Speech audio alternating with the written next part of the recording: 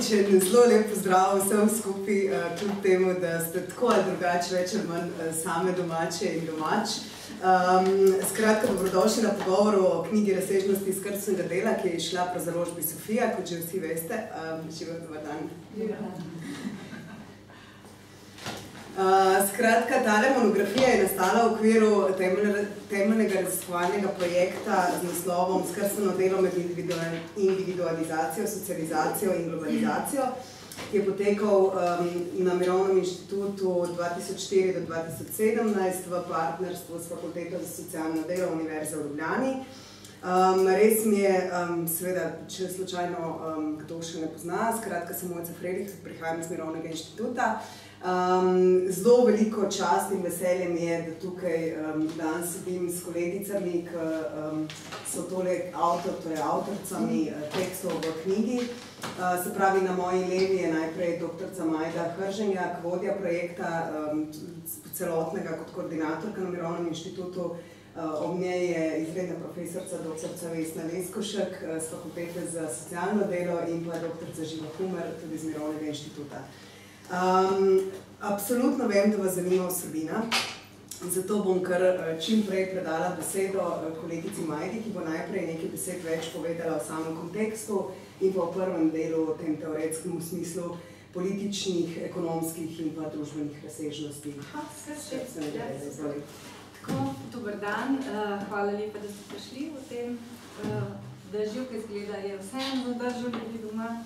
Zdaj, kot je omenila Mojca, knjiga je nastala v okviru tega projekta, imena nam bo ponavljala, je predolg.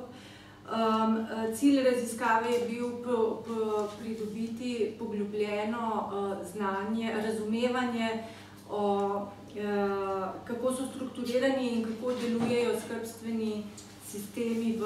A ste v redu? Ja.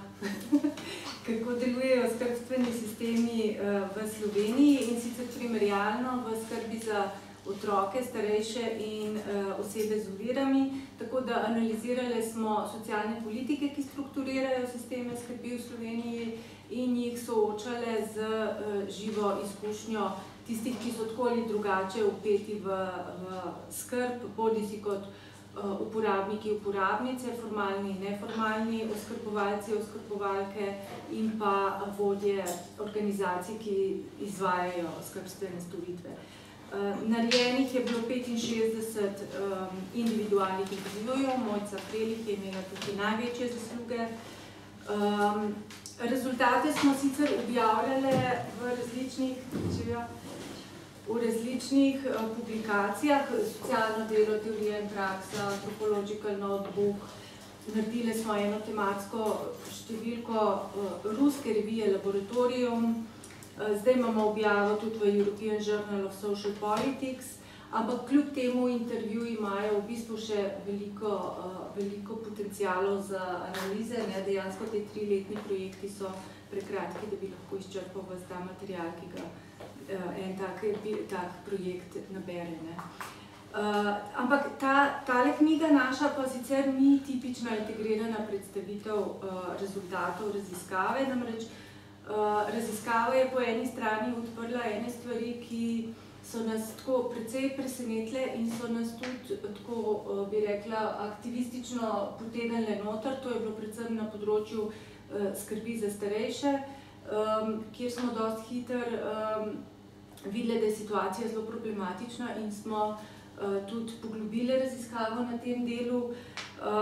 Hkrati pa se je med projektom dogajalo tudi zelo veliko stvari na področju oblikovanja politik, na področju oblikovanja socialnih politik. Naprimer, prišla je ven reforma pokojninskega sistema in ampak to je bilo že kar predstavljeno kot dejstvo ukinjanja pozitivnih ukrepov za ženske. Živo smo bili takrat vzporedno s tem projektom v mednarodnem projektu o spolni pokojninski vrzeli, ki je, in posledično smo prvič v Sloveniji se začeli zavedati, kakšne ogromne razlike v višini pokojnin so med moškimi in ženskami. Tako da to je bila ena tema, ki nas je zelo... In to so vse stvari, ki so posredno ali pa neposredno povezane z skrbstvenimi politikami in skrbstvenim delom.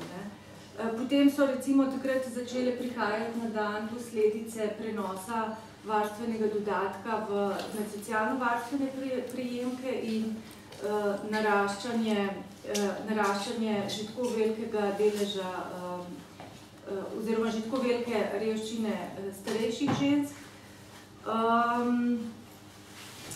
In pa prišel je ven tudi nov predlog zakona o dolgotrajni oskrbi. Mi smo na podlagi tega, kar smo delali na projektu, smo v bistvu takoj reagirali na ta zakon in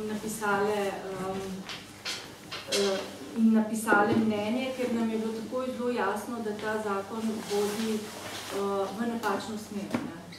Tako da v bistvu, kar hočem povedati, je to, da je bil to zelo družbeno angažiran projekt, tudi nenačrtovano, ampak bil je in na vse te debate in vsa ta področja oblikovanja politik smo se aktivno vključevali, direktno, neposredno za rezultati našega projekta. In pri tem angažmaju smo ugotovili, da med oblikovalci politik, odločevalci in v bistvu tudi med kar velikim delom stroke v bistvu ni znanja o konceptu skrbi. Ni znanja, kako odločilen vpliv ima skrb in povezane socialne politike na položaj žensk, revnih, formalnih in neformalnih oskrbovalk, uporabnikov, nenazadnje tudi na trg dela in na družbeno neenakost. In v bistvu ta knjiga je potem nastala kot odgovor na to. Zato je velik del knjige razčlenjuje in pojasnjuje osnove koncepta skrbi, pokažemo njegove potenciale kot analitičnega orodja za analizo socialnih politik in neenakosti, ki jih povzročajo, in skrb teoretiziramo kot družbeno-kritičen koncept, pokažemo pa tudi na njegove transformativne potenciale. Pri tem smo izhajali iz feministične misli zlasti o socialni politiki, državljanstvu, politični ekonomiji in etiki skrbi. Tako da zdaj v bistvu je precej vsebine v knjigi in ne moramo sistematično pa izčrpno prikazati vse, tako da bi lahko zdaj dali par utrinkov iz vsebin. Prvi del je predvsem bolj teoretski in razčlenjuje koncept skrbi in ga umešča v različna področja. Zdaj pogosto je mnenje, da je predvsem kapitalizem bil tisti, ki je skrb potisnil v zasebno, v družino, v izvenpolitično.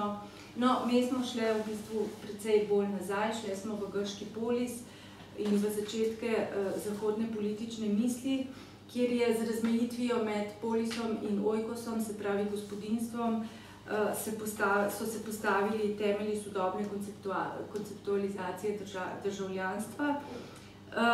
Kot je Aristotel to potem razdelal v politiki, aktivnosti, ki se vršijo v sferi oikosa, so podrejene nujnosti zadovoljevanja življenjskih potreb, individualnega preživetja in obstoja rodu. Delo upravljajo ženske, med moškimi predvsem tisti, ki so tujci in nedržavljani, oziroma sužnji in tujci, oboji pa so nesvobodni in nedržavljani.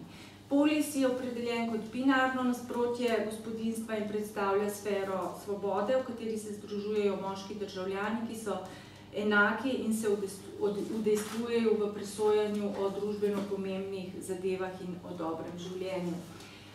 Svoboda je opredeljena kot nasprotje ujetosti v nujnost človeških potreb in ohranjanja življenja in je po Aristotelju predpogoj državljanstva in politične participacije. Mogoča pa je seveda na podlagi tega, kar je povedano, samo na račun svobode in neenakosti tistih, ki v sferi oikosa opravljajo aktivnosti nujne za ohranjanje in vzdrževanje življenja. Tako da je že izhodiščna nocija državljanstva in demokracije je že globoko izključujoča, ospoljena in patriarhalna in to neenakost in družbeno hierarhijo gradi med drugim tudi na dimenziji skrbstvenega dela. In ta matrica se potem za vzponom industrijskega kapitalizma v začetku 19. stoletja ponovi, ne, v spolnem modelu, spolnem režimu moškega hranitelja in ženske skrbnice. Kasneje, po drugi svetovni vojni, se z vstopom žensk na trg dela in z delno socializacijo skrbi v evropskih sistemih blaginje. Sicer kratkotrajno nakaže možnost prevrednotenja skrbi in z njenim vključevanjem v javno in politiko, s pripoznanjem njenega temeljnega pomena za enakost in konec koncev tudi za produkcijo. Vendar ne, to lahko govorimo za Evropo in še to za socialdemokratske in socialistične režime. Ne. Se pravi, to govorimo dejansko o enem majhnem delčku sveta, o eni desetini populacije, ne. Ali pa še manj, če vzamemo nordijske države in takratne komunistične, socialistične sisteme. In tudi to je bilo kratkotrajno. Ne. V 80-ih, 90-ih letih neoliberalizem začenja z razgradnjo tega, z naraščajočo marketizacijo, globalizacijo in podružinjenjem skrbi. Kot ugotavlja John Tronto, v knjigi se precej opiramo nanjo, je družbena organizacija skrbi skozi vso zgodovino organizirana na tak način, da revni in tisti, ki imajo malo politične moči, opravijo veliko skrbstvenega dela in obratno, ne? Močni in premožni delegirajo skrbstveno delo drugim. Zdaj, ko govorimo o skrbi, mogoče najbolj splošna definicija, ki jo uporabljamo v knjigi, je, da je to delo, ki je nujno potrebno za vzdrževanje in ohranjanje in nadaljevanje življenja. Se pravi, se ne omejujemo zdaj samo na skrb za starejše ali pa skrb za otroke. Tako da feministične teoretizacije potem so poskušale misliti državljanstvo na tak način, da bi bila skrb vključena, da bi bila del državljanstva in sicer tako, da se ne bi več ohranjala kot pozasebljeno in razvrednoteno delo žensk in drugih, ki vodi v neenakost. Fokus je seveda predvsem na socialnem državljanstvu, ki ga lahko opredelimo kot možnost dekomodifikacije, ne, z Espin Andersenom. Skratka, koliko država omogoča svojim državljanom, državljankam, da ohranjajo dostojen standard življenja izven trga dela oziroma izven trga na splošno. Vendar, kot pokažejo feministične avtorice, tukaj se odpiramo predvsem na Lister, Hobson, Daly, je dekomodifikacija vezana na poprejšnjo komodifikacijo. Se pravi, če hočeš imeti penzijo, bolniško, porodniško, dopust, to so mehanizmi dekomodifikacije, moraš prej biti polno vključen na trg dela. Se pravi, trg dela pa predpostavlja na videz spolno nevtralnega idealnega delavca, ki je avtonomen, torej je sam, brez skrbstvenih potreb in je brez skrbstvenih odgovornosti do drugih. Zato tisti, ki izvajajo skrb in tisti, ki potrebujejo skrb, so samo delno lahko vključeni v socialno državljanstvo. In tukaj se v feministični misli pojavi razcep oziroma napetost med mišljenjem enakosti kot univerzalnosti in enakosti kot razlike. Spolno nevtralen družbeni red enakih legalnih možnosti, ki je podlaga sodobnega liberalnega modela državljanstva in ki je bil tudi cilj liberalne feministične agende, predpostavlja univerzalnega subjekta in plačano delo kot najbolj pomembno državljansko dolžnost oziroma odgovornost. Ženske so v univerzalizmu naslovljene kot nevtralni državljani, vendar je to za ženske vključujoče samo pod pogojem, da se prilagodijo maskulinizirani normi, ki pa izključuje človeške skrbstvene potrebe, kapacitete in odgovornosti. In v taki konstelaciji je skrb v bistvu pojmovana kot prepreka, kot ovira, kot nekaj, kar je treba pospraviti, minimalizirati, skriti stran, delegirati drugim.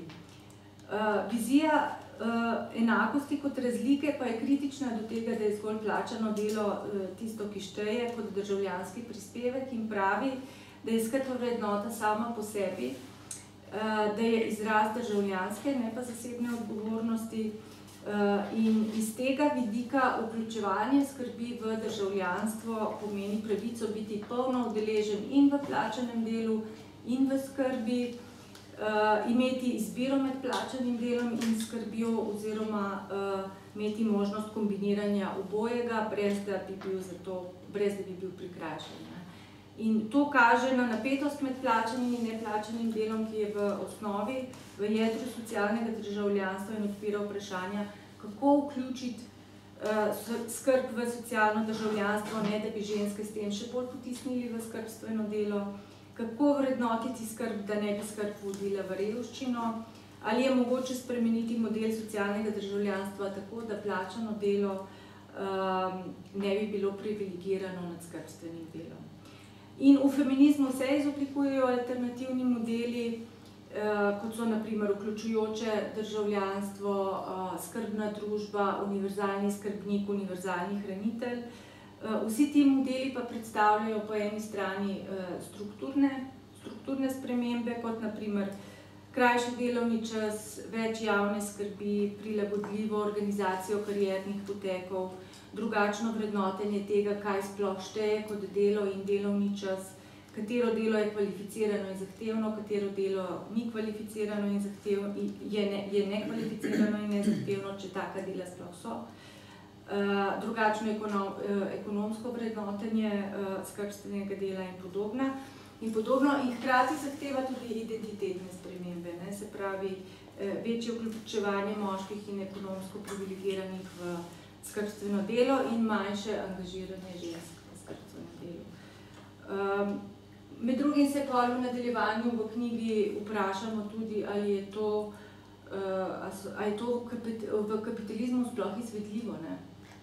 In tukaj se potem dotikamo tega, kako misliti skrb znotraj okvira ekonomije. In tukaj se opiramo na metaforo ledene gore, ki sta jo razvili Orzoko in Dominguez. Ledena gora predpostavlja dva dela, gornji del, ki je viden, in potem tisti spodnji del pod vodno gladino, ki je neviden. Vidni del v tej metafori predstavlja monetarno ekonomijo, tržne procese, plačano delo in državljana kot racionalnega ekonomskega akterja. Nevidni del pa predstavlja družbeno reprodukcijo, ker večji del skrbstvenega dela poteka izven trga, ne vključuje denarnega toka, nanaša se na neplačano delo in tudi ni stvar racionalnega zasledovanja lastnega interesa, pač pa je bolj stvar odgovornosti, predanosti, povezanosti, solidarnosti in takih stvari. Glavni cilj monetarne ekonomije je seveda povečevanje vrednosti kapitala, ki je investiran v produkcijo dobrin in storitev, tako da si lastniki kapitala z njihovo prodajo lahko dosegajo dobiček. V tem procesu so lahko zadovoljene človekove potrebe, lahko se dosega cilj nadaljevanja in ohranjanja življenja, ampak to ni cilj sam po sebi, to je na nek način, bi lahko rekel človek, bolj stranski učinek. Reprodukcija delovne sile je razumljena kot strošek in neplačano skrbstveno delo predstavlja za podjetje prihranek, zmanjšanje stroškov delovne sile in posledično večanje profita. Ključni konflikt med obema deloma ekonomije, se pravi med vidno, monetarno in nevidno, je, da so v monetarni ekonomiji energija, viri in čas namenjeni generiranju profita in tudi družbena produkcija naj bi bila namenjena generiranju profita. Nasprotno pa so v družbeni reprodukciji energija, viri in čas namenjeni obnavljanju in vzdrževanju življenja, oziroma fizičnega in psihičnega blagostanja ljudi. In tudi monetarna ekonomija naj bi bila namenjena temu, ne? Tudi veliko bolj ekološko bi to bilo.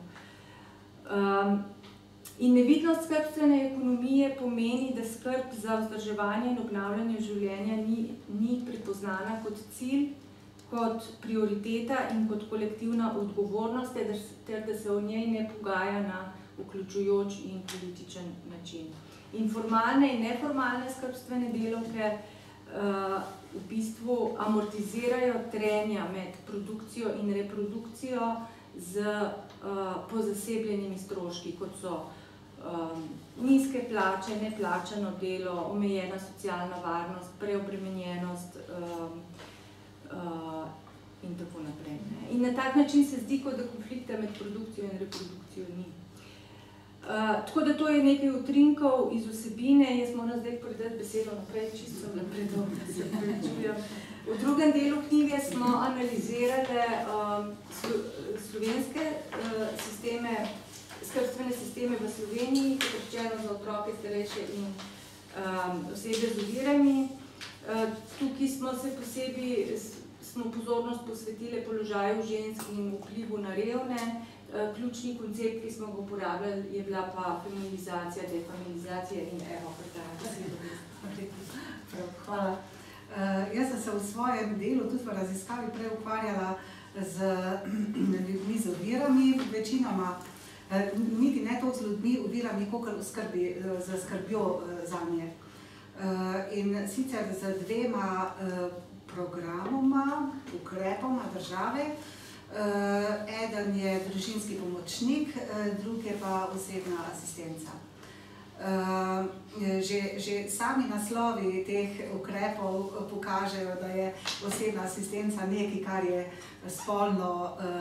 kar ne bi bilo spolno nevtralnega in nekaj objektivnega in tako naprej. Družinski pomočnik je pa oseba, ki skrbi, ne? Tisti je nekaj, kar je izven tega. Tako da, in zbrala sem pa ta dva ukrepa, zato ker sta bila zelo aktualna v tem času, ne, namreč program družinskega pomočnika se je sicer sprejel, tudi je pisan skozi v moškem spolu, se reče družinski pomočnik, je bil sprejet leta 2004, ampak že v tistem času so nastale tudi pobude za osebno asistenco, ki se je potem uresničila, mislim, da je bil zakon sprejet 2015 ali 2016, nekaj tasga, ne, celo več, 2017, začel je pa veljati ravno kar aprila se je začel izvajati. Zato so tudi neke velike spremembe nastale zdaj na tem področju. Čeprav so ga izvajali prej, brez zakonske podlage, že v društvih, v različnih društvih, kot je Društvo za teorijo in kulturo hendikepa, pa tudi različna invalidska društva. Tako da se je že prej izvajal, ampak ni imel posebne zakonske podlage. No, ta dva programa sta zelo zanimiva, zato ker zelo različno urejata isto materijo. Ukvarjate se z isto populacijo ljudi, ukvarjate se s skrbjo za te ljudi, pa vendarle jo urejata na dva zelo različna, zelo paradigmatsko različna načina, bi lahko rekla, ne. Presojala sem jih pa z tremi koncepti. Prvi je koncept skrbstvenega režima. Skrbstveni režim pomeni regulacijo se pravi reguliranje odnosa med državo in družino. Se pravi, kako država ureja razmerja do družine in s tem tudi seveda vpliva na družinsko življenje. In sicer iz teh postavk, predpostavk o tem, kaj skrb je, kako bi jo mogli izvajati in kdo naj bi jo izvajal. To so trije deli ali pa sestavni deli tega koncepta.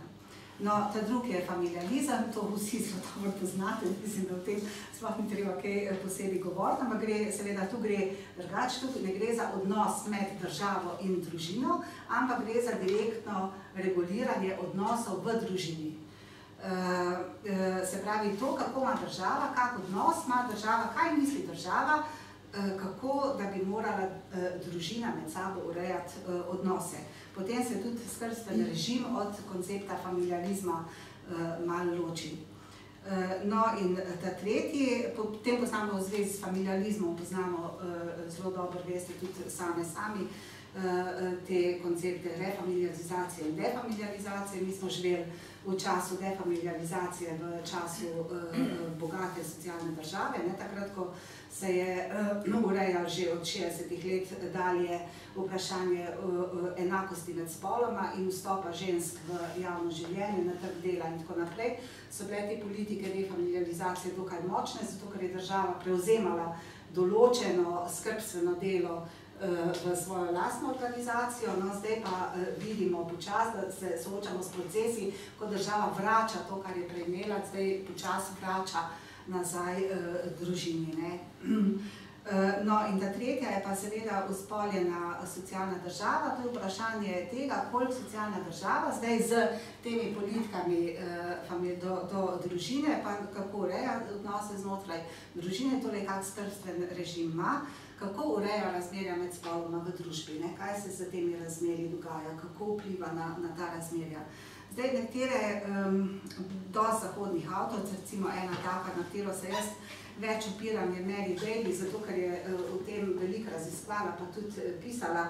Ona je delala neke primerjave tudi med Nemčijo, pa Irsko, pa Veliko Britanijo in tako naprej. So pisale že v 90-ih, 80-ih, 90-ih letih o tem, da socialna država vpliva na razmerja med spoloma in da je uspoljena, da zelo vpliva na to, kako ženske, koliko možnosti imajo ženske v javnosti in tako naprej. Pri nas kaj dosti o tem ni napisano. Jaz sem zelo se trudila iskati članke, tudi stare, tam iz 80-ih let, če recimo me je zanimala, so kaj to problematizirali, pa se socialna država z te pozicije ni kaj dosti problematizirala. Mogoče tudi zaradi tega, ker smo imeli zelo močne politike defamiliarizacije in je država prevzemala dosti veliko količino skrbi nase, ne samo otroško varstvo, ampak tudi starejše ljudi z ovirami in tako naprej. Tako da neke posebne potrebe po tej refleksiji niti ni bilo takrat v tistem času, se mi zdi. Zdaj pa se nekako, se mi zdi, te stvari obračajo. In to so trije konceptualni okviri, preko katerih sem presojala pač te družinskega pomočnika in osebno asistenco. Prva stvar, ki se mi je zelo dobro pokazala, je, da gre pri teh politikah, v bistvu javnih politikah, ne samo za uspoljene politike, torej politike, ki spreminjajo razmerja med spoloma, v našem primeru od večje enakosti k večji neenakosti. Se pravi, da smo v času, ko imamo refamiliaristične politike, ko država stremi k temu, da bi ženske ponovno sprejemale večje količine skrbi, načine skrbi in tako naprej, ampak na zelo netransparenten način. Mi ne moramo najti dokumenta v Sloveniji, ki bi to direktno rekel, kjer bi bilo to direktno napisano. Recimo ena od stvari pri družinskem pomočniku že od leta 2004 dalje je bila, da je bil spolno neutralen, da se je obnašal kot da je skrb nekaj, kar je spolno neutralen koncept in kar in moški in ženske v isti količini in na isti način počnejo. To je bilo osnovno izhodišče politik, da tle ni razlik med spoloma in da vsak lahko to počne. No, seveda, jasno, v praksi vemo, v vsakdanjem življenju vemo, da to ni tako, ampak da so razmerja med spoloma v Sloveniji še dokaj tradicionalna in da je ta javni patriarhat, tako kot zasebni patriarhat, še vedno zelo deluje.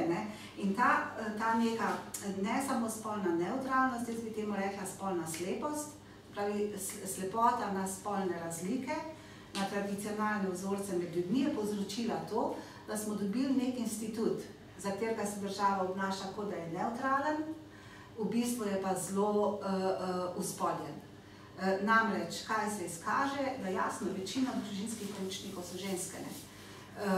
Eden od podatkov, sicer so pa nas podatki zelo skopi, to je tudi ena od stvari, ki nas je ovirala pri raziskavi, da so podatki res skopi, da podatkov ni, imamo samo podatke iz Ministrstva za delo, družino in socialne zadeve in enake možnosti o družinskih pomočnikih, ki jih oni sofinancirajo. Sam te so dostopni. In po teh podatkih je 711 žensk, pa 168 moških. Prevzelo ta institut, se je odločilo, da postanejo družinski pomočniki.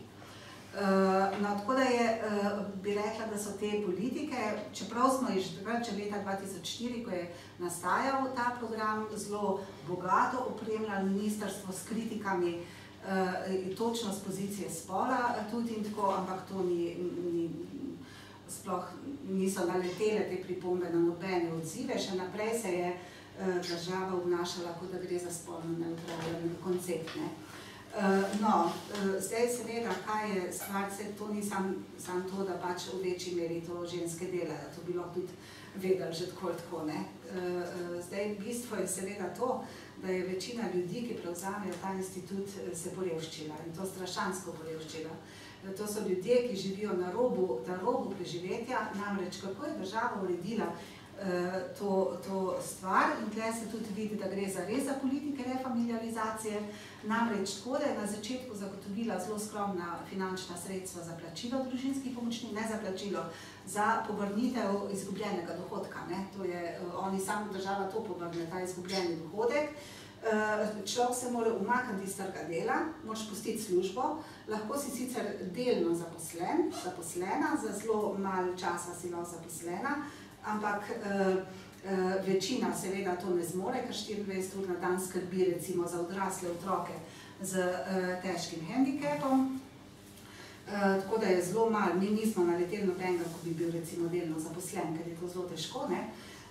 No, jim seveda ne smejo biti zaposleni, to pomeni, da niso zavarovani. Zavarovanje in sicer posebej plačuje država, pokojninsko, invalidsko zavarovanje in zdravstveno zavarovanje, ampak nimajo pa drugih pravic iz dela, se pravi, nikoli ne bojo dočakali pokojnine. Pokojnino bojo lahko imeli samo za tisti čas, ko bojo zaposleni. Oziroma pokojnino delovnih let ne bojo imeli, imeli bojo en pogoj, torej zavarovanje, ki ga plačuje država, ne bojo imeli pa delovne dobe, kar pomeni, da bojo pokojnine na koncu strašansko nizke, zares strašansko nizke pokojnine. No, ampak to je ena stvar, je to, da se morajo umakniti iz trga dela, druga stvar je pa seveda to, da je država pa to tako uredila, da jih v bistvu morajo plačevati otroci, za katere starši skrbijo in sicer iz dodatka za pomoč in postrežbo. Občina sicer nekaj plačuje, ampak občina se potem usede na premoženje, na njihovo premoženje in vzame celoten dodatek za pomoč in postrežbo. To je 440 evrov. Plačilo za nadomestilo za izgubljen dohodek je pa 550 evrov. Tako da si predstavljate to situacijo zdaj, kjer gre v bistvu za to, kako država vpliva na razmerja znotraj družine. Ne samo, da uspoli nek ukrep, ampak začne urejati tudi razmerja znotraj družine. Namreč ta razmerja se začnejo strašansko zakomplicirati, ko sorodniki, bližnji sorodniki prevzamejo plačilo enega od članov družine. Se pravi, mama prevzame skrb, otrok, za katerega skrbijo, začne plačevati, ostali mož, ostali otroci in tako naprej, pa tudi zgubijo del dohodka, zato ker se država usede na premoženje. In s tem se te odnosi znotraj zelo zakomplicirajo in zelo vplivajo na to, kako se zdaj ta mama, ki dobiva denar od lastnega otroka, obnaša do denarja in do otroka. Večina žensk seveda ima zelo slabo vest in ves denar, ki ga od otroka dobi, otrok vrne, seveda skrbi zanj, mu da priboljške, ne samo priboljške, mu prevoze plačuje, mu vse mu da, tudi recimo higienske ali pa tehnične pripomočke, ki jih potrebuje in tako naprej. In seveda, kaj to pomeni, da se sama popolnoma porevšči, se porevšči. No in seveda, jasno, to so tudi družine, potem brez dvojnega dohodka, ker to v bistvu zares ni dohodek, ker je poraba, to je v bistvu denar, ki se porabi za vsakdanje stvari, ki jih potrebuje človek, za katerega skrbiš. Tako da so celotne družine v tem smislu bile porevščene. Mi smo poslušali recimo zgodbe, ne vem, da jim gre hladilnik, pa naslednji dan hladilnika ne morejo dati popraviti, ker nimajo nobenih prihrankov. Ne vem, bila je burja na Primorskem, pa jim je streho odnesel in niso mogli vzeti kredita, zato ker pač so imeli tako nizke dohodke, potem so se založili na črnem trgu in z njim je ostal 40 evrov na mesec, recimo. In take zgodbe so potem. Skratka, da gre za res za zelo ukrepe, ki na kratek rok in na dolgi rok strašansko porevščijo ljudi, v katerem so, poleg tega jih seveda tudi socialno izolirajo in tako naprej. Tako da je ta spolna nevtralnost države je v bistvu zelo močno označi vsakdanje življenje ljudi in obrne njihova osebna razmerja. Zdaj, to je zelo zakompliciran, več je tudi v tem poglavju, bolj natančno opisujem te stvari. No, in pa po drugi strani, zelo zanimivo, ne? Po drugi strani pa naredijo ta institut osebne asistence, ki je popolnoma drugačen. Popolnoma drugačen. Ljudje so zaposleni, seveda za minimalno plačo, da ne bi domislil, da dobi dokaj več za minimalno plačo, ampak ta minimalna plača je zdaj 700, mislim, da je 750 evrov, nekaj taska. So polno zavarovani, delovna doba in teče in tako naprej. In zelo zanimivo je, da je med osebnimi asistenti dosti več moških, ne toliko žensk, ampak še vedno je nekoliko več žensk, ampak veliko več moških tudi prisotnih. Je bolj spolno nevtralen koncept, bi rekla, kot koncept družinskega pomočnika. Seveda je tle nastaja zdaj eno tako trenje med temi osebnimi asistenti, to so tudi ljudje, ki so zaposleni, so izven družinskega kroga, razmerja med uporabniki storitev in njimi so popolnoma drugačna in tako naprej. Osebni asistenti nimajo nobene finančne dolžnosti do ljudi, za katere skrbijo in tako naprej, imajo plačo in tako naprej. Tako da je ista država, to kar je zelo zanimivo je, da je ista država naredila dva ukrepa, dva koncepta, ki sta med sabo diametralno nasprotna, pri tem, da se obnaša, kot da sta ista. Kot da so politike, kot da so te politike iste v tem smislu, da promovirajo neko družbeno skrb na enak način. Celo zapišejo, recimo pri družinskem pomočniku, celo zapišejo v teh pojasnilih, osnovne pravice do družinskega pomočnika izražajo družbeno skrb za invalidne osebe v domačem okolju. Se pravi, in to je isto tudi pri osebni asistenci, se pravi, da država se obnaša, kot da gre za iste politike, čeprav so te politike zelo različne. Zdaj, tle smo, malo sem zakomplicirala, se mi zdi, tle smo ugotovili predvsem to, da je ta nekonsistentnost, ta nevidnost uspoljenih politik, v imenu politik enakosti in socialnih politik, ki ne bi promovirale socialno državo, Slovenija pa je deklarirana socialna država, in če so politike spolno slepe, pomeni, da se država obnaša, kot da so te politike neutralne in sledijo socialni državi, v vsakdanjem življenju pa vidimo, da te politike bistveno preobrazijo zasebno življenje ljudi, da vplivajo na zasebno življenje ljudi in ga še bolj uspoljajo, bi rekla. Zdaj, to je ena od stvari. Zdaj, druga stvar, ki je pa zelo prišla ven, pa jo tudi Majda omenila, je pa seveda to, da te koncepti po eni strani spodbujajo trg, recimo marketizacijo skrbi, to se vidi pri osebni asistenci in malo tudi pri družinskem pomočniku, niti ne toliko pri osebni asistenci pa. Se pravi, da se ustvarja nek trg skrbstvenega dela, kjer je potrebno zelo malo spretnosti, zato da se ohrani nizka cena delovne sile. Po drugi strani pa se z temi dodatnimi storitvami, ki se zdaj širijo zaradi trga dolgotrajne oskrbe,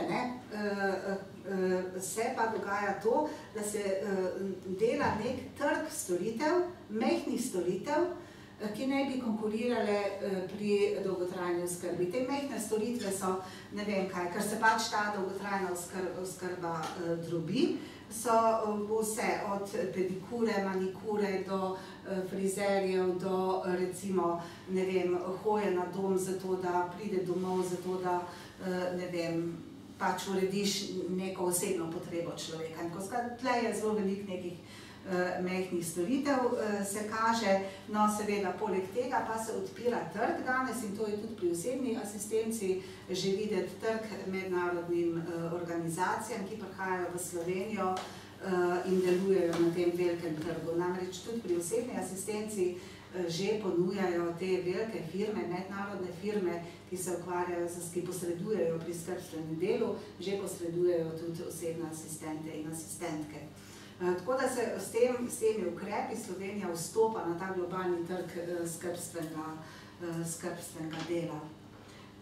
No, in tukaj bi rekla, da je še to, da so skrbstveni režimi to, kar smo vse odkrili, pri tem, kar smo delali, še najmanj pri otroškem varstvu se mi zdi, ampak to boš ti potem, da so seveda skrbstveni režimi zelo usporeni v Sloveniji, da je vedno več skrbstvenih obveznosti, ki se prelagajo na ženske, ne samo neformalne skrbnice, ampak tudi formalne skrbnice. To je bilo recimo v enem od reformnih programov slovenskih pred parimi leti, je bil celo načrt 40.000 novih delovnih mest, skrbi za starejše in invalidne in tako naprej. In takrat so to promovirali kot ukrep za ženske, ne toliko ukrep za moške. Tako da se zelo očitno s tem, ko se seveda pač skrbstveno delo marketizira in seveda po drugi strani ceni, marketizira in ceni, je strašansko poceni, se vedno bolj naslanja na ženske.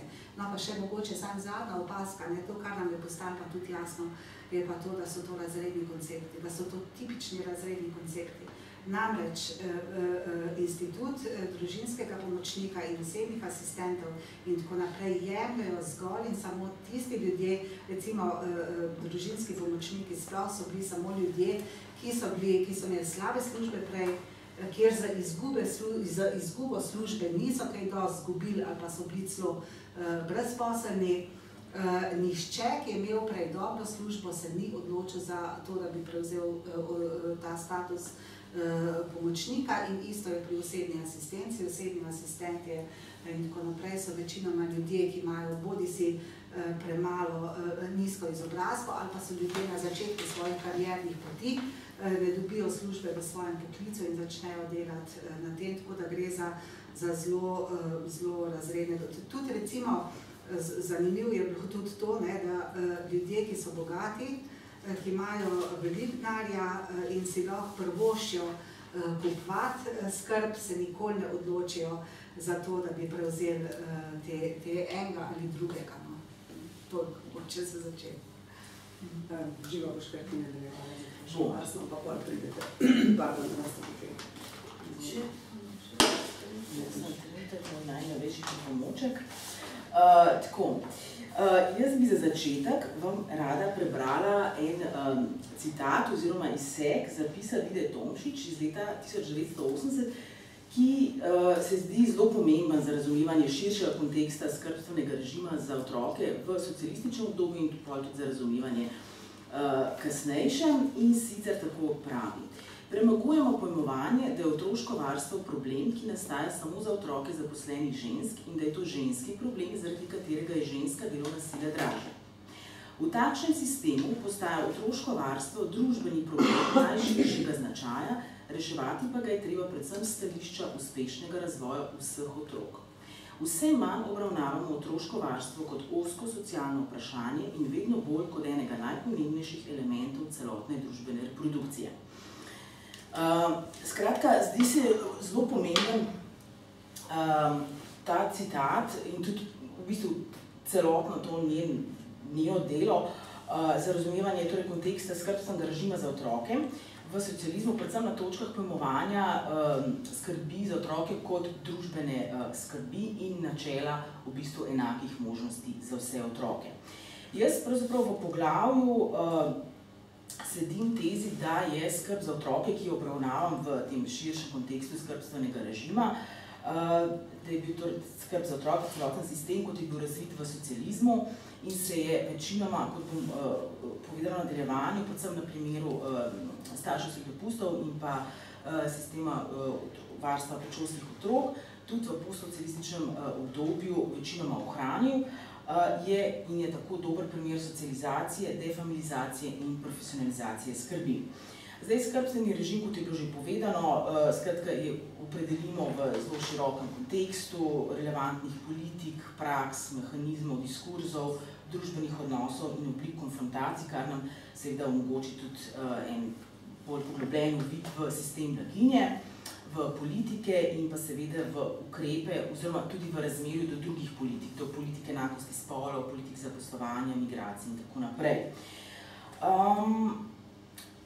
Zdaj, v poglavju se osredotočam torej na politike, na ukrepe in na razširjenost skrbi za otroke, neposredne oblike podpore in pa skrbstvene diskurze. In pri tem izhajam v bistvu zgodovinsko primerjalne perspektive socialističnega in pa postsocialističnega obdobja v Sloveniji.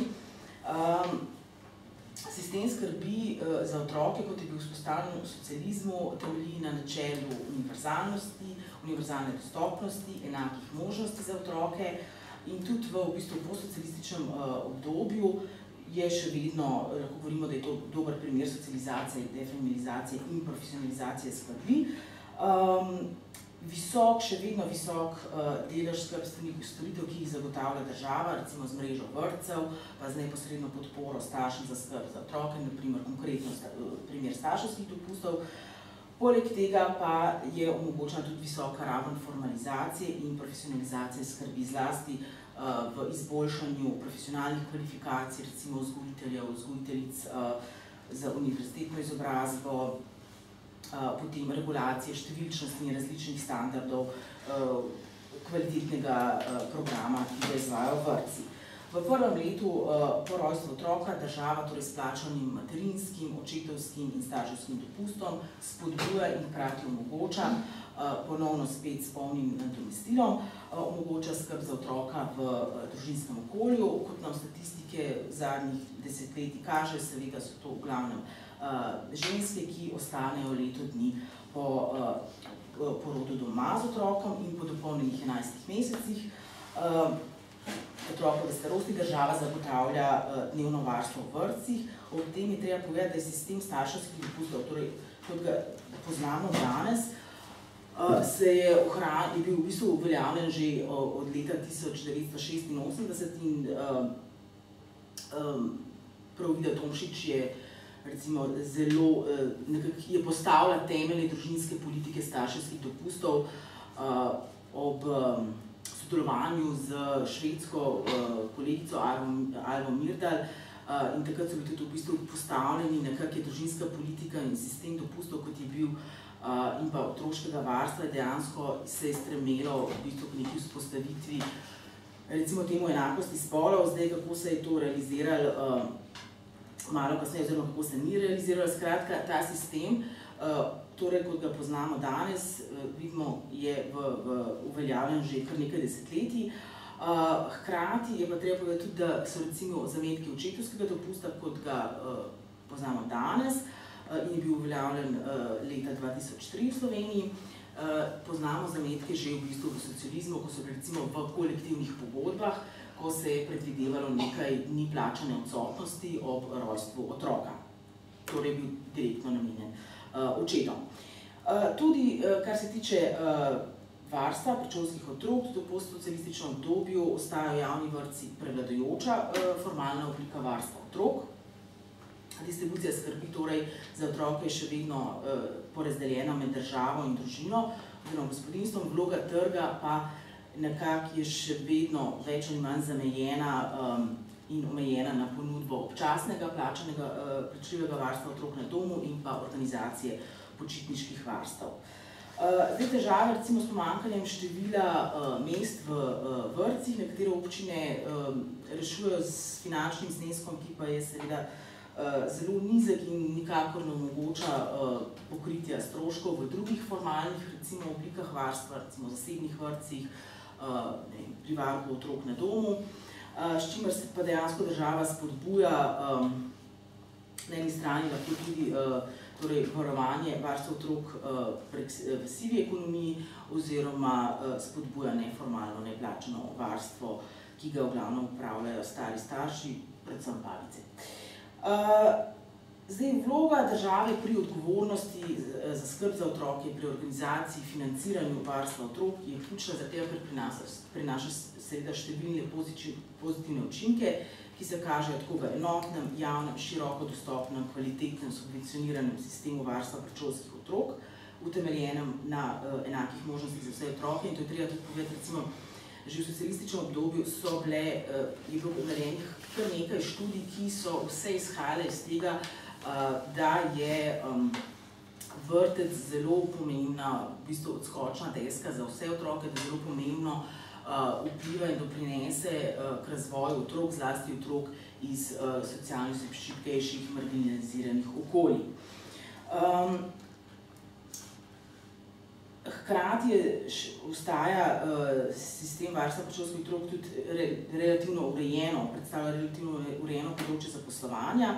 Hkrati pa seveda sistem varstva predšolskih otrok je predpogoj seveda za zaposleno žensk za polni delovni čas, ki je v Sloveniji že tradicionalno visoka in je v bistvu ostaja med najvišjimi v Evropi, vključno z zelo visoko stopnjo zaposlenosti žensk s predšolskimi otroki. In torej z nekimi uravnoteženimi razmerji med familiarističnimi ukrepi, kot je recimo starševski dopust, in defamiliarističnimi ukrepi sistem varstva predšolskih otrok država skratka omogoča aktivno udeležbo žensk na trgu dela, kot rečeno s prevladujočo zaposlitvijo za polni delovni čas in hkrati spodbuja vsaj delno tudi skrbno očetovstvo pri skrbi za otroke, recimo z očetovskim dopustom, z možnostjo delitve starševskega dopusta s partnerkami in tako naprej.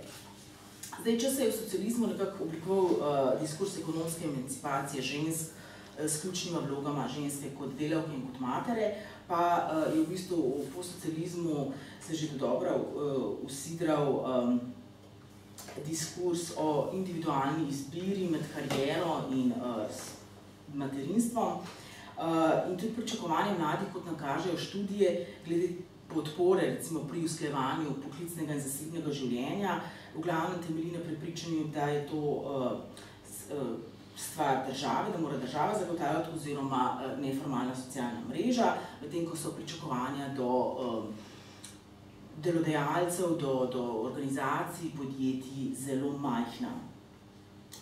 In pri tem bi omenila, skratka, da gre vse skupaj je stvar individualne odločitve in izbire in recimo bi se tu ustavila in izpostavila primer dela s skrajšanim delovnim časom zaradi starševstva. To je v bistvu eden od ukrepov, ki ga je država uvedla, mislim, da leta 2001, kot ukrep usklajevanja poklicnega zasebnega življenja, kar je tudi malo vprašljivo, zaradi tega, ker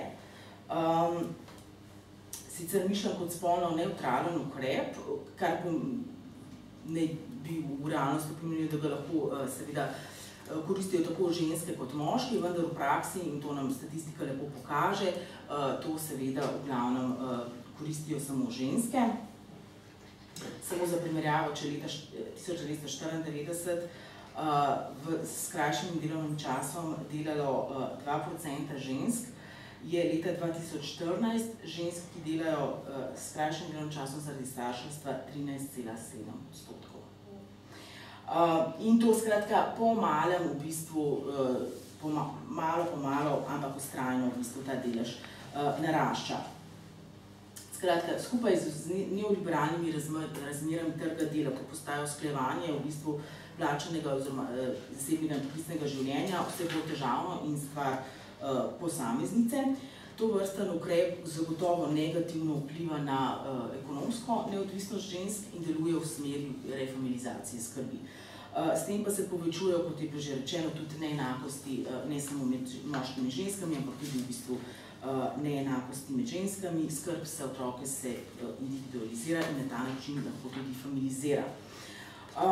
Zdaj v primerjavi z izkušnjami nekaterih vzhodnoevropskih držav v 90-ih od Poljske, Madžarske, Češke, Slovaške, ko se je z dolgimi materinskimi in starševskimi dopusti ter množičnim ukinjanjem vrtcev za otroke predvsem do 3 let, radikalno seveda spremenil položaj žensk.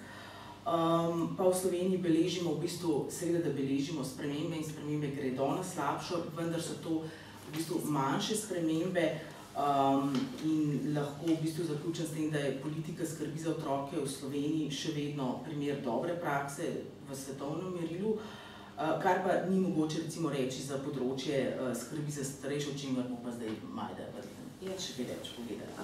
Spet malo jaz, če imate še malo energije, nimamo namreč dosti tega, sem povedala, ampak jaz bom zdaj kratka, pa pol bomo dali besedo.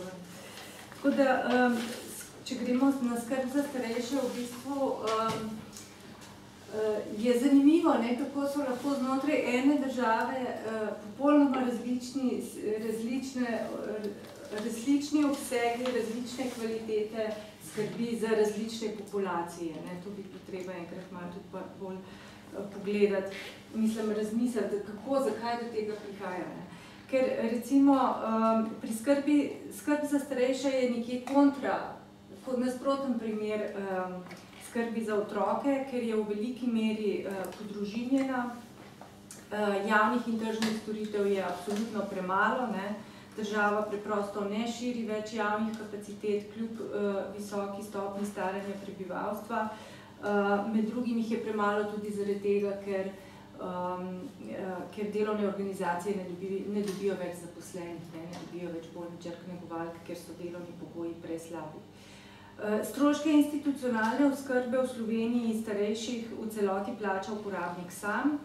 Stroške nege in pomoči na domu v okviru javne mreže 50% subvencionira občina, pri čemer je cena ure, mislim, da je poprečno okrog 4 evre. In zdaj pa si predstavljate, recimo vsak dan 2 urci, kar je zelo malo, če rabiš veliko oskrbe, 30 dni je 60 krat 4 je 240-250 evrov. Pri tem pa je ekonomska situacija upokojencev, da o cenah institucionalne oskrbe ne govorim, to so tam med 700 pa 1300-1400. Pri tem je ekonomska situacija upokojencev taka, da je povprečna pokojnina blizu praga tveganja revščine in da 2/3 upokojencev prejema pokojnino nižjo od praga tveganja revščine. Zakon o družinskih razmerjih določa dolžnost otrok in partnerjev preživljanja starejšega, ki nimajo dovolj sredstev, kar vključuje tudi plačilo doplačevanja oskrbe. Iz javnih sredstev je poleg skromnega dodatka za pomoč in postrežbo na domu, ki se dodeljuje na podlagi ugotovljenih potreb. Komisije, ki to dodeljujejo, so pa zelo restriktivne, se pravi, ni tako enostavno pride do njega. Skratka, iz javnih sredstev je oskrba doplačana, subvencionirana samo v primeru, da družina oziroma uporabnik oziroma njegova družina ima prejemke, ki so pod mejo socialne varnosti. In še v tem primeru se občina potem omeji dedovanje, se pravi, naredi zaznamko na nepremičnino in si povrne ta delež. Skratka, pozasebljanje stroškov in premalo storitev vodita v podružinjenje skrbi. Družine se odločajo skrb za starejše prevzevati nase. Ženske so v taki situaciji pod velikim pritiskom, da prevzamejo neformalno oskrbe zaradi tega, da družina ne bi imela dodatnih stroškov. Mi smo v okviru raziskave malo bolj podrobno potem šli pogledati ravno to neformalno skrb doma, zaradi tega, ker jo je na tem področju res veliko. In sicer smo intervjuje analizirali s pomočjo Van Genepovega modela rituala prehoda, ki omogoča analizo tega, kako se življenje neformalne oskrbovalke postopoma spreminja, kako se sooča s tem kaosom intenzivne oskrbe. Pokazalo se je, da imajo neformalne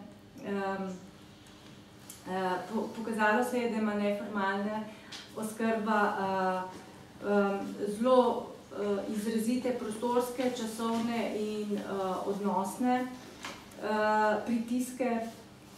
V prostorskem smislu gre za obsežnejšo prilagoditev doma funkcionalnim potrebam skrbi, pojavijo se znotraj doma nove meje zasebnosti, prostori dobijo nove funkcije, Meje intimnosti znotraj doma se premeščajo tudi glede na to, koliko je kdo sposoben se soočati z starajočim se bolnim telesom in tako naprej.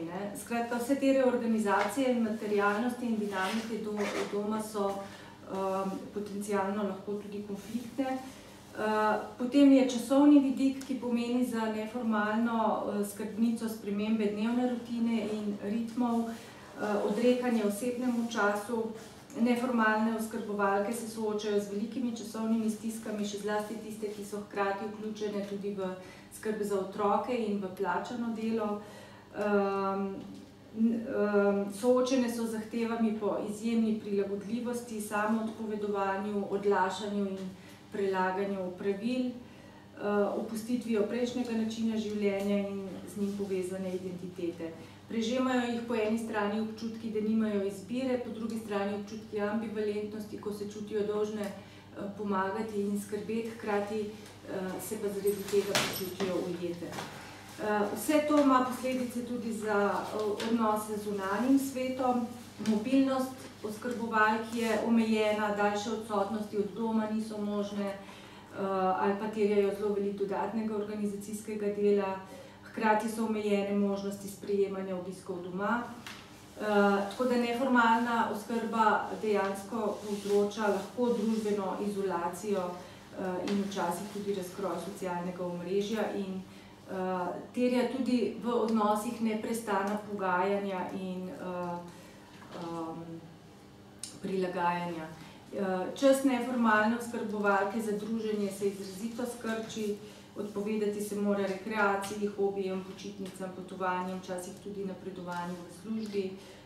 Spremenijo se odnosi znotraj družine, zaradi tega, ker so oskrbovalke pod stresom in v časovni stiski in ker večino časa posvečajo prejemniku skrbi. Intenzivna neformalna oskrba lahko tudi povečuje, seveda bremeni večinoma ženske. Raziskave mednarodne in v Sloveniji kažejo, da približno 75% neformalne skrbi za starejše opravijo ženske. In intenzivna neformalna oskrba tudi poveča tveganje revščine, ker je pogosto povezana z dodatnimi stroški za zdravila, za diete, za pripomočke in tako naprej. In povezana je z manjšo udeležbo v plačanem delu. In predvsem za revne neformalna skrba pomeni povečan obseg neplačanega dela, zmanjšan obseg plačanega dela in jih potiska globlje v revščino. Tako da naša študija kaže jasno, tudi če to gremo brati skupaj z politikami, da država po eni strani seveda teži k temu, da bi starejše čim dalj časa ohranila doma v družini, v domačni skrbi, hkrati pa popolnoma ignorira potrebe in stiske neformalnih oskrbovalcev in oskrbovalcev. Te niso prepoznane in ovrednotene v politikah in oskrbovalke so prepuščene večinoma same sebi in niso deležne skoraj nobenih javnih podpor. Tako da tisto, kar mi zagovarjamo v tej knjigi, je, da bi družine, znotraj družin, pač tisti, ki prevzemajo neformalno oskrbo, to so večinoma ženske, mogle imeti mogle imeti možnost svobodnega odločanja, ali bodo prevzele neformalno oskrbo, če jo bodo prevzele, v kolikšni meri jo bodo prevzele, če jo bodo prevzele, ali jo bodo kombinirale s plačanim delom, v tem primeru morajo imeti podpore, če bodo jo prevzele, pa bodo opustile plačano delo, v tem primeru morajo biti pač finančno to ovrednoteno in to na tak način, da ne vodi v revščino. Ker pa družba ne vzpostavlja nekih alternativ po družinjenju skrbi za starejše, tukaj govorimo, v bistvu družine pogosto nimajo nobene izbire in ta izsiljena izbira, v katero so pahnjene, je legitimizirana z nocijo skrbi iz ljubezni, iz dolžnosti. In simptomatično, to je druga tema, ki smo jo na področju skrbi za starejše raziskovali, to so skrbstvene migracije. globalizaciji skrbi smo namenili eno posebno, kar obsežno poglavje in simptomatično se skrbstvene migracije pojavljajo na področju skrbi za starejše, torej na tem področju, kjer država in javna skrb odpovedujeta. In razkrivali smo v raziskavi večsmerne skrbstvene migracije, po eni strani predvsem premožnejše urbane družine najemajo migrantke iz držav nekdanje Jugoslavije za celodnevno, ki živijo pri oskrbovancu in ga oskrbujejo ali pa jo 24 ur na dan, to je povezano s krožnimi migracijami, ena migrantka je 2-3 tedne tukaj, potem gre nazaj, pride jo nadomesti druga in tako se menjata. Po drugi strani starejši to poznamo tudi iz medijev sicer, starejši ob meji s Hrvaško migrirajo v hrvaške domove za starejše, zaradi tega, ker so ti cenovno dostopni, cena je tudi do 50% nižja kot v Sloveniji, seveda je kvaliteta bistveno drugačna in te domovi tudi nastajajo targetirajo, prav ciljajo slovenske uporabnike. In tretji vidik je care drain, tako imenovani, se pravi beg skrbstvenega dela v tujino, strežnice, bolničarke, medicinske sestre, negovalke, socialne oskrbovalke hodijo to isto delo upravljati v Italijo in Avstrijo, zaradi tega, ker so pogoji dela v formalni oskrbi v Sloveniji nevzdržni. In skratka, to je ena slika, ki je res zelo problematična. In treba je povedati tudi pa to, dodati to, da vzrok za to ni staranje prebivalstva. Vzrok za to so slabe in nekvalitetne politike in to, da se zakon o dolgotrajni oskrbi že 20 let prelaga po predali. Tako da v zaključku, če gremo na tretji del naše knjige, tudi smo se mi spet malo vrnili v teorijo in sicer smo razdelali feministično etiko skrbi kot alternativo neoliberalizmu. Etika skrbi ima namreč povsem drugačno izhodišče od liberalnega ideala avtonomnega, samozadostnega subjekta, ki racionalno obvladuje naravo in uveljavlja svojo voljo v svetu. Etika skrbi sicer ne zanika človeške avtonomije, daleč od tega, ampak pravi, da ta ni izhodišče, ni stalnica in ni samoumevnost človeškega življenja, ampak je neposredna posledica skrbi. Zato je odvisnost, ki predpostavlja prejemanje in dajanje skrbi, neizogibni pogoj človekove avtonomije. In v tem smislu Tronto, tukaj se spet upiramo na John Tronto, vzpostavlja etiko in prakso skrbi kot univerzalno, se pravi nevezano na ženske in na družine in na zasebno sfero, pač pa kot univerzalno in kot politični ideal. Presojanje o kvalitetni skrbi in pravični porazdelitvi skrbi v družbi opredeli kot centralno temo politike in pozornost, odgovornost, kompetentnost in odzivnost za skrb za drugega postavi kot temeljne državljanske vrline, se pravi kot alternativa temu, da je temeljna državljanska vrlina plačano delo.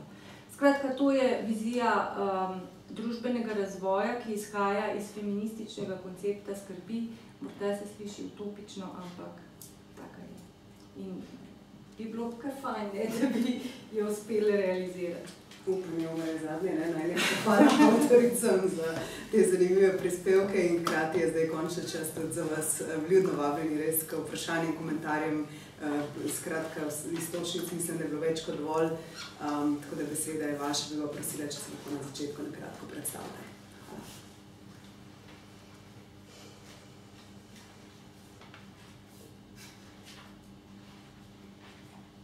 Je bilo preveč. Mislim, kar se same teže tiče, absolutno se strinjam. Pa vendar ne, evo, preden jaz.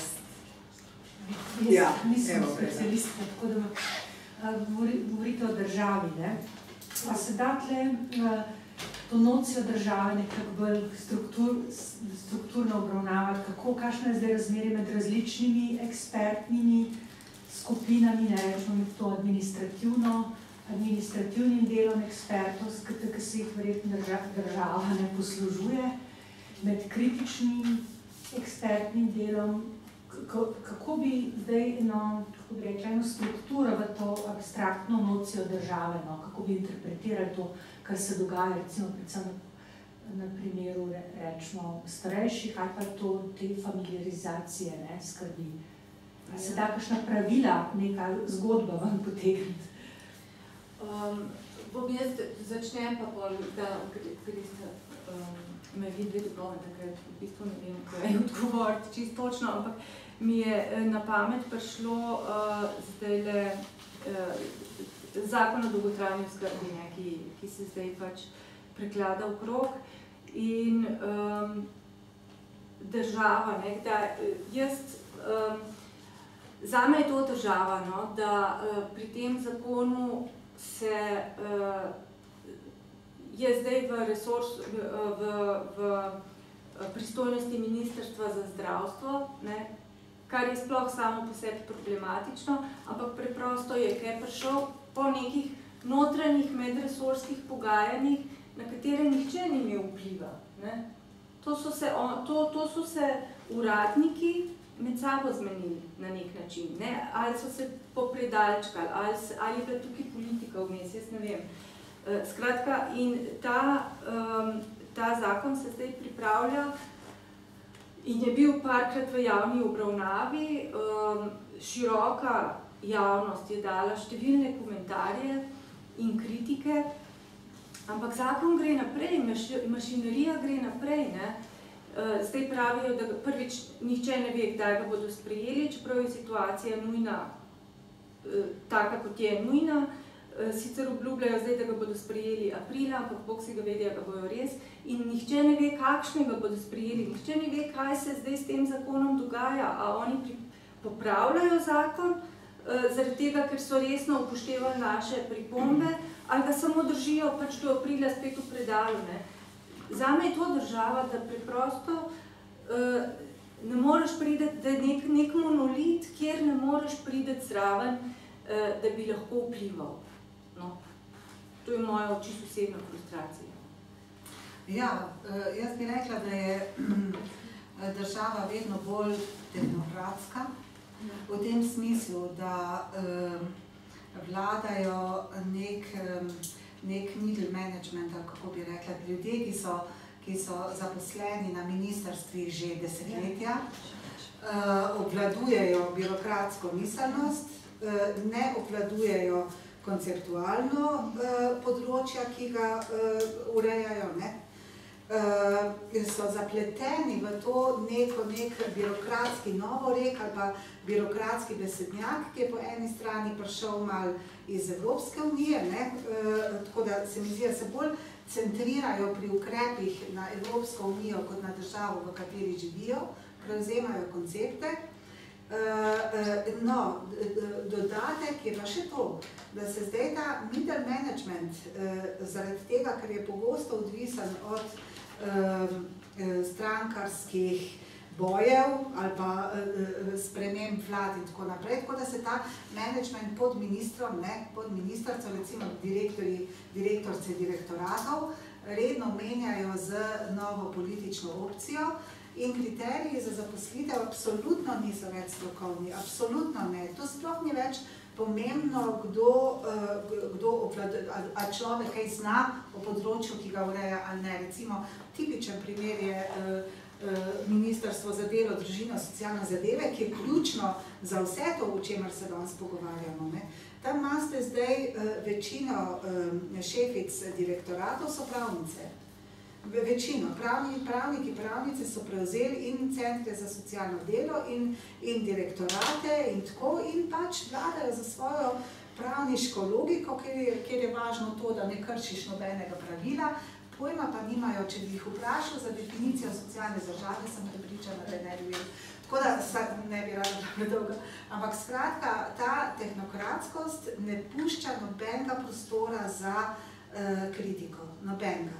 Vse, kar je kritika, in to se je zgodilo pa že pred Svetlikom, sploh je bilo za čas Svetlika to značilno tudi. In tako, kjer tle se je zelo dobro videlo tudi, da vladajo neke močne koalicije ali pa, ne vem, neka kolegijalnost, kjer recimo FDV-jevske kritike skoraj da ni bilo slišati na to, kar je počel Svetlik na ministrstvu, pa je v bistvu naredil neoliberalen napad na socialno državo, kjer je zares razgradil klasično socialno državo, bi rekla. In je ta kritika popolnoma umanjkala. Za drugo, za neke kritične misli pa sploh ni več prostora. Tu obstajajo neke take zelo močne ograje, zelo močni zidovi okoli vlade, ministrstev in tako naprej, preko katerih enostavno ne moreš več priti. Tako da je v bistvu danes država, če bi rekla, če postavim diagnozo, je danes država predvsem neprofesionalno, tehnokratsko neko združenje, ki v bistvu spreminja družbo in spreminja konceptualne okvire družbe, brez da bi to sploh vedela, brez da bi se sploh zavedala tega. In to se mi zdi, da so ene največjih nevarnosti, tudi bi rekla. Zato, ker so hkrati, so pa strašansko ignorantski. Ne vem, ali je to kaj... S tem najbolj opredeš tudi to, da ni tega dialoga z nekimi eksperti. Absolutno ne. Danes smo vsi, ki nekaj vemo v nekem področju, pa bi radi kaj zraven participirali, odstranjeni že oddaleč. Ja, tudi mogoče ena vzporednica, pa primerjava z 90-imi, kjer je bilo recimo konkretno kar nekaj predlogov pa pritiskov konkretno glede podaljšanja materinskega starševskega dopusta tudi v Sloveniji, da bi se to podaljšalo na 2 leti, na 3 leta, recimo leta 1994 so krščanski demokrati prišli s takimi predlogom in tako naprej. No, ampak kaj se je takrat zgodilo? Takratni urad za žensko politiko, skupaj s stroko, so se zadeve v javnosti odpirale, debatirale, naredili so se izračuni, da to niti približno ne more iti skozi. Finančno, skratka, bil je res tak močen pritisk in dejansko se to recimo v Sloveniji ni zgodilo, kot se je zgodilo recimo v primeru drugih vzhodnoevropskih držav. Na drugi strani pa recimo zdaj primer ravno v teh dneh, konkreten primer tale dodatek na delovno aktivnost, kjer je civilna družba pripravila ogromno predlogov, zakaj se tega ne sme ukiniti, medtem ko vlada bo to po hitrem postopku predlog MDDSZ sprejela. Skratka, to so te po mojem neke razlike tudi malo v tem časovnem. Takratni urad za žensko politiko se je kaj zgodilo? Leta 2012 je prišel pod okrilje Ministrstva za delo in je zdaj v bistvu eden od sektorjev. To je tudi zanimivo, če lahko sam še to dodam, to je tudi zanimivo, kako se te strukture spreminjajo. Recimo urad za žensko politiko, ki je bil včasih zelo jasen že v naslovu, da je to nek urad za promocijo žensk, pa tako, pa da je važna politika, pa tako naprej, se potem čez čas spremeni v nek urad za enake možnosti, pa se priklop tam nekam na ministrstvo, pa imajo čez zdaj neke evropske projekte, v glavnem od njih se ne sliši nič več, razen to, da tu pa tam so na kakšni okrogli mizi ali pa kak dogodek menedžerirajo pa tako naprej. Ampak tega zdaj enakih možnosti enostavno ni več. To je značilno za državo zdaj. Na univerzi je isto, Ministrstvo za znanost je imelo včasih komisijo za ženske znanosti, ki se je spremenila v komisijo za enake možnosti. Jaz bi večkrat pokomentirala, sem Majsta Gregorčič. Zahvalila bi se vam za to predstavitev in za delo, ki se mi zdi, da je izjemno pomembno. Jaz se pač zadnja leta večkrat dotikam teh tem z enim projektom Old Guys to Community, skratka vključevanje starejših moških v skupnost. In sem hote ali ne hote se udeleževala raznih konferenc in dogodkov in posvetov tudi na temo skrbstva in večinoma so bili to dogodki, ki jih organizirajo upokojenci ali pa jih organizirajo univerze za te življenjsko obdobje in organizacije, kjer sem se srečevala skoraj da izključno s starejšimi, oziroma jaz bi kar uporabljala termin starimi, ker ta starejši nam govori o, si lahko mislimo, različen razpon starostnih ljudi in se pravi upokojenci in 60 plus, recimo temu. In nekako sem ves čas pogrešala to, da se sami s sabo pogovarjajo o vseh teh temah, ki ste jih tudi danes odpirali, vključno z vključno s pripravami novih zakonov, ki zadevajo skrbstvo in tako naprej. In se mi zdi, da bi bila kakšna ta vaša intervencija lahko super na teh okroglih mizah, sploh ker odpirate ta družbeno-spolni vidik, ki mislim, da je res ključen.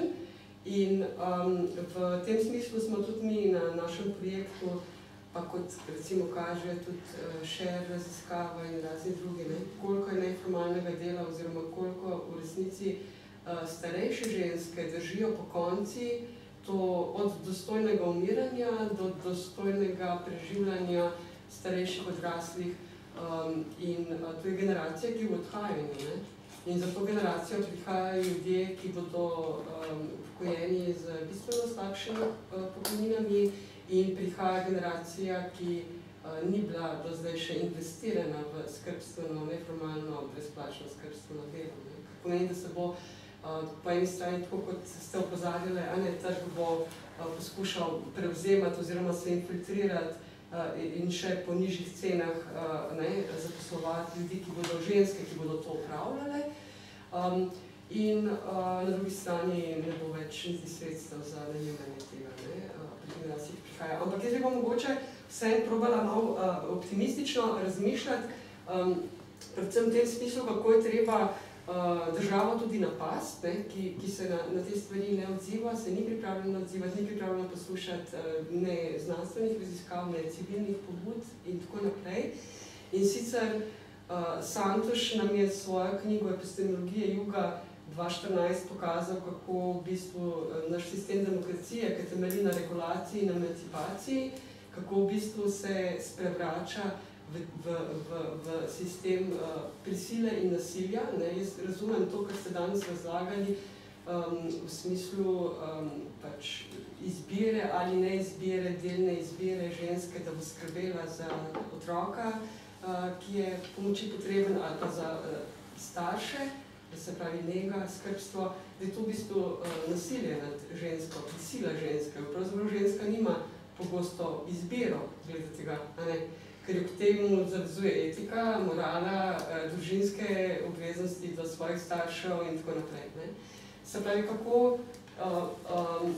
kako se zoperstaviti državi, ki se ne zmeni za ta vprašanje, se mi zdi, da samo da zaključim s tem, Santoš pravi, da ne gre za umanjkanje demokracije, ampak da gre za relativizacijo demokracije in da se sodobne demokratične družbe, ki to dopuščajo, vstopajo v societalni fašizem, družbeni fašizem. In jaz mislim, da je treba v bistvu odkrito spregovoriti o tej tehno, ne vem kaj, novorek, ne vem kaj vse državi, ki nič ne sliši, in v bistvu je po mojem mnenju rešitev samo v tem, da se civilna družba, kot se je že kdaj v zgodovini, zares poveže na številnih vprašanjih, ne samo skrbstva in nege, ki je zagotovo zelo pomembno za 1/3 Slovencev, za starejše odrasle, ampak tudi na drugih vprašanjih.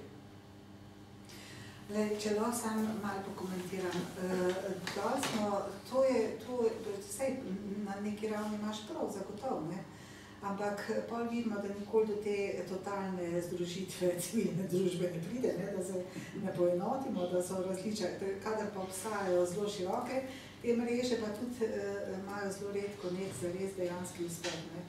Primer je koalicija za dolgotrajno oskrbo, Pred volitvami lani smo, nas je bilo kar nekaj, to smo bili kar združeni, zelo veliko ljudi je noter v tej koaliciji. In pa smo potovali pred volitvami po celi Sloveniji, smo imeli tam, kjer so bili, in pa smo povabili kandidatke pa kandidate za tiste, to je bilo pred državno-zborskimi volitvami, tiste, ki so kandidirali, pa lokalno okolje, pa civilno-družbene organizacije, pa tako. Te dogodki so bili po svoje fantastični. Takoj, ko priješ ven iz Ljubljane, je super. Ljudje pridejo, se pogovarjajo, debatirajo, so radikalni in tako naprej.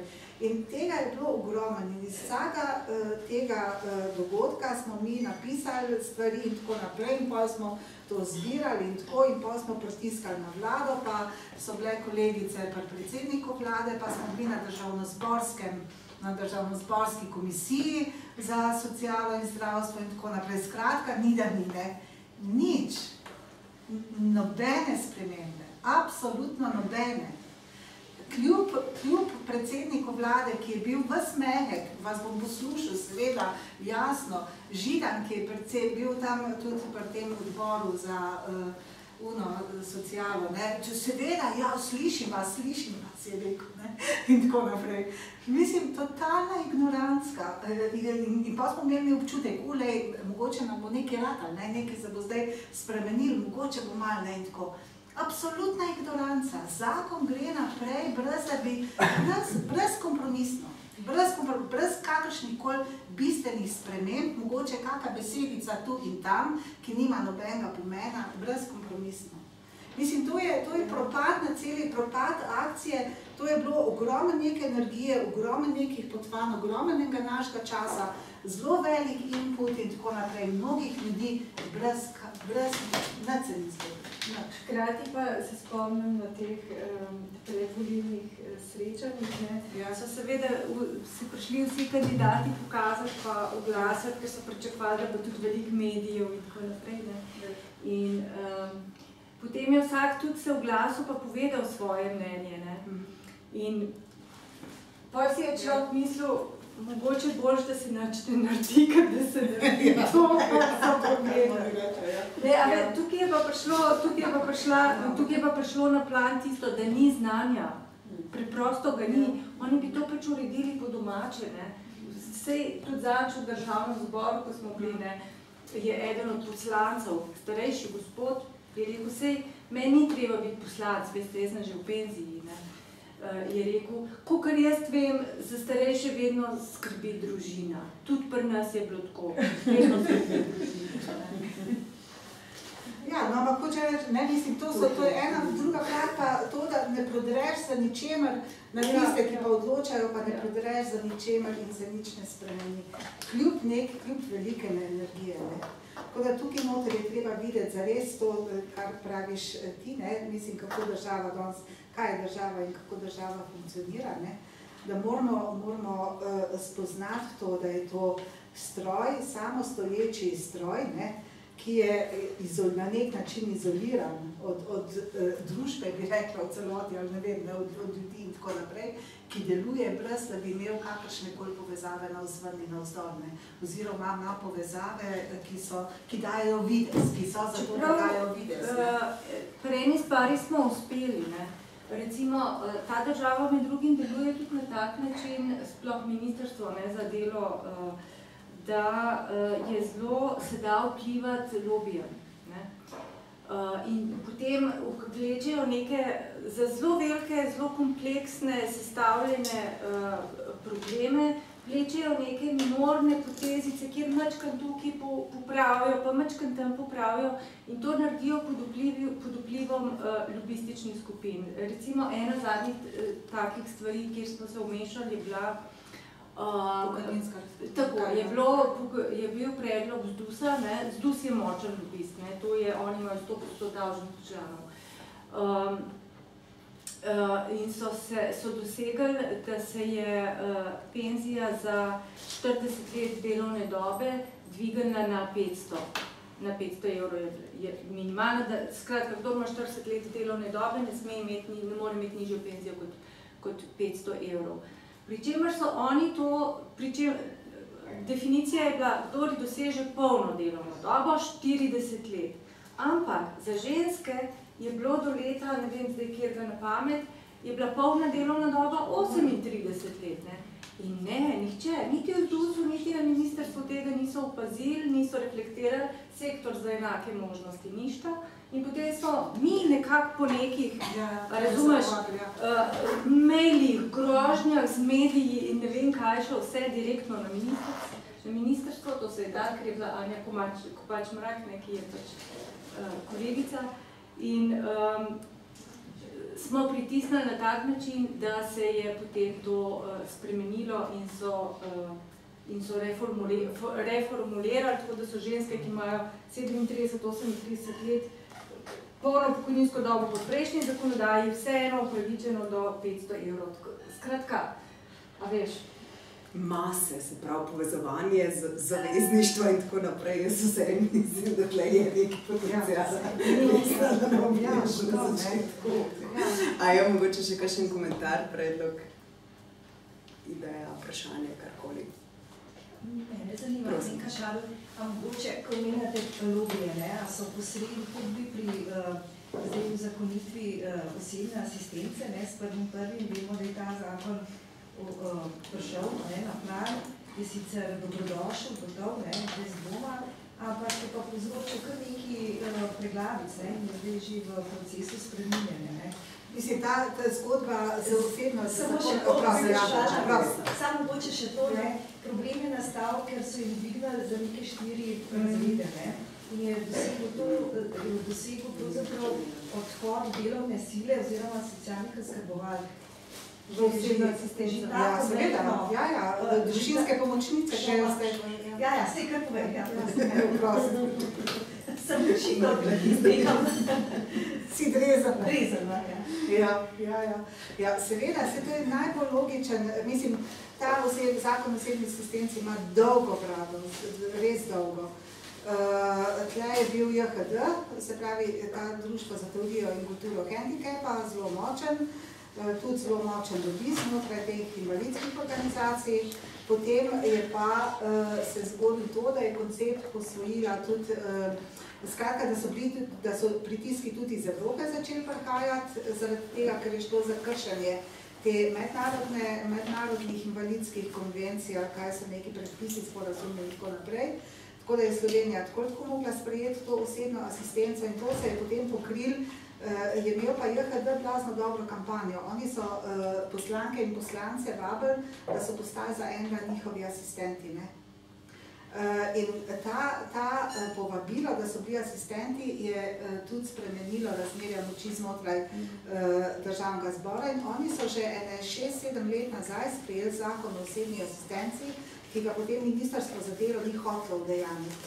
Je bil sprejet v parlamentu, ni pa bil implementiran, potem so ga pa malo popravili, ker se temu niso več mogli izogniti in potem se je začel delati. In zdaj, kaj se je zdaj zgodilo s tem zakonom? Po tem zakonu imajo ljudje, država je tukaj sprejela na svoja ramena vse stroške. Nihče osebne asistence ne plačuje več, ampak je država sprejela vse stroške. Se pravi, človek rab samo to, da mu ocenijo potrebe, ali rab več asistentov na dan ali kaj, ali rab eno samo in tako naprej, kak je obseg, za koliko časa in vse pokrije država. Na drugi strani imate pa gospodinjske pomočnice, družinske pomočnike, ki v bistvu nič nimajo, država jim nič ne da, celo sami dajo, njihov otrok jih plačuje in tako naprej. In seveda zdaj se dogaja to, da družinske pomočnice prehajajo v osebne asistentke. Zakaj? Zato, ker so polno zaposlene, imajo zaposlitven status, imajo normalno pokojninska doba in teče, vse jim teče. Pa seveda družine se lahko prekvalificirajo, če seveda. Ja, se lahko prekvalificirajo, ja, tako. Ampak to je čisto kontra intencije osebne asistence, ki predvideva neodvisno življenje od družine, od institucije. To je pa največ. Seveda, to je, pustimo zdaj to, ker to so različni koncepti. Recimo v Belgiji lahko najamejo svojega družinskega člana. Oni imajo sicer sistem cash for care, za osebno asistenco oni dobijo denar in ta denar porabijo tako, kot sami hočejo. In oni najemajo potem in oni lahko svojega očeta in mamo najamejo za neko določeno skrb. Tako da ni kot črno-belo, da je osebna asistenca nekaj, kar absolutno nima nobene zveze z sorodniki.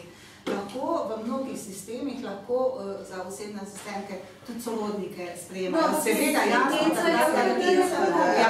pa je, pa nas pa ja, intenca JHD je pa bila, to je specifika, da nimaš sorodniki nič, seveda jasno, zakaj? Zato, ker od sorodnika ne moraš biti neodvisen, sigurno. Ampak drugače so pa različni sistemi. In seveda je čisto jasen, vsaka pametna družinska pomočnica bo spremenila svoj status. Zaradi tega, ker je tam porevščena, nič nima in tako naprej, tukaj bo imela pa vsaj minimalno plačo, pa penzijo bo imela. Pa ne samo te družinske pomočnice, ampak tudi socialne oskrbovalke, te, ki imajo socialno oskrbo na domu. Kot da zdaj zavodi, ki se pač že tako soočajo s tem primanjkljajem kadra, izgubljajo, zdaj zadnji mesec so izgubili 10 socialnih oskrbovalk. Ampak veš, kaj to pomeni? To pomeni samo to, da so imeli tako strašansko slab status, da imajo zdaj pri osebni asistenci, ki je minimalna plača. Osebna asistenca ni več kot minimalna plača. Osebna asistenca je zdaj več, veš? Je malo več, ja. Ja, oni so zdaj dvignili, mislim, na 22-23 plačilni razred. Tako, res, pa sploh super. Ki zaradi tega, s tem, da zahtevana izobrazba je pa osnovno šolska, a veš? Pri socialni oskrbi je pa poklicna kvalifikacija. Če so pametne, bojo šle osebna asistenca, a se bojo mogli pa oni malo potruditi za to, da jim bojo dali malo več, a veš? Ja, sej je treba pač Ne, se je hotela srediti samo to, da prede gremo na neformalno debato, da sam preverim, če je še kakšen komentar, predlog, karkoli strani koga drugega. Če ne, potem najlepša hvala vsem. Tik preden zaključim in se zahvalim dokončno, bi pa citirala to, kar je Majda zapisala v uvodu. In sicer dostojna skrb je tista, ki je zadostna, torej zaobjema vse potrebe po skrbi, ki jo skrbeči in prejemniki skrbi izberejo svobodno, torej imajo možnost odločanja o načinu in obsegu skrbi in ki je zadovoljiva, torej izvajana tako, da je odzivna na vrednote skrbečih in prejemnikov skrbi. Zato, ker v teh skrbstvenih odnosih seveda se večkrat pozabi ali na potrebe enega ali na potrebe drugega. Skratka, jaz bi se najlepše zahvalila najprej vsem avtorcem za vse delo, ne samo današnjo predstavitev. Seveda najlepša hvala vsem vam. Vem, da tudi marsikdo izmed vas počne marsikaj zelo pomembnega na tem področju, tako da si res zelo želim, da združimo moči na vseh področjih in v tem smislu tudi sklepamo zavezništva in vseeno skupaj naredimo boljšo prihodnost tudi na tem področju. Tako da v upanju na čim večjo dostojno skrb in pa dostojanstveno za vse našo prihodnost vam res najlepša hvala in srečno.